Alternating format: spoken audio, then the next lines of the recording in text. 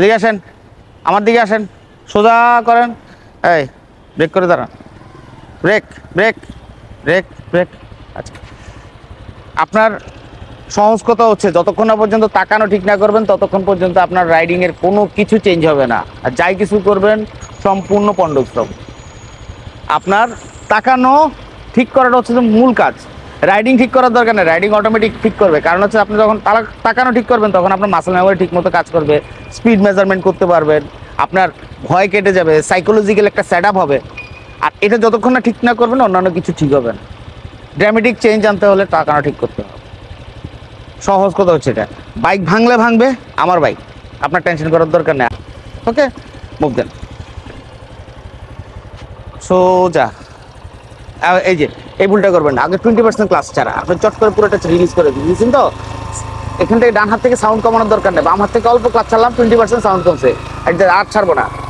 এবার পা উঠানোর সময় ভালো করে মুভ, পুরোটা ছাড়বো। এই পাউটাই এই আমার প্রশিক্ষণ অভিজ্ঞতা 17,000 মানুষকে আমি মোটরসাইকেল রাইডিং শিখতে সাহায্য করেছি। তো আমার প্রশিক্ষণ অভিজ্ঞতায় যে জিনিসটা আমি সবচেয়ে কমন পেয়েছি সেটা হচ্ছে যে প্রত্যেকটা প্রশিক্ষণার্থী তাদের অভ্যাসগত ত্রুটি থাকে। অভ্যাসগত ত্রুটি হচ্ছে কি আপনার বডি শক্ত করা, ডাউন দ্য রোড তাকানো, হাতের দিকে তাকানো, পায়ের দিকে তাকানো, মানে আপনার যে প্রাইমারি কন্ট্রোলগুলো ব্যবহার করে সেগুলো ব্যবহারের সময় সেই দিকটায় তাকায়।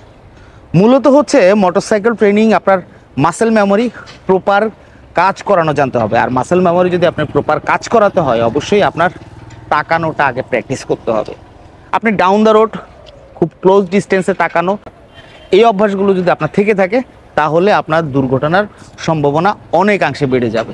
আর এজন্যই আপনাকে সবার আগে মোটরসাইকেল রাইডিংয়ের ড্রামেটিক কোনো চেঞ্জ আনতে হলে তাকানোটা ঠিক করতে হবে ওনার মতো।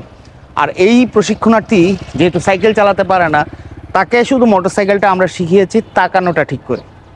আর তাকানো ঠিক করা মানে আপনি ব্যালেন্সড, আপনি নিয়ন্ত্রিত, আপনি নিরাপদ।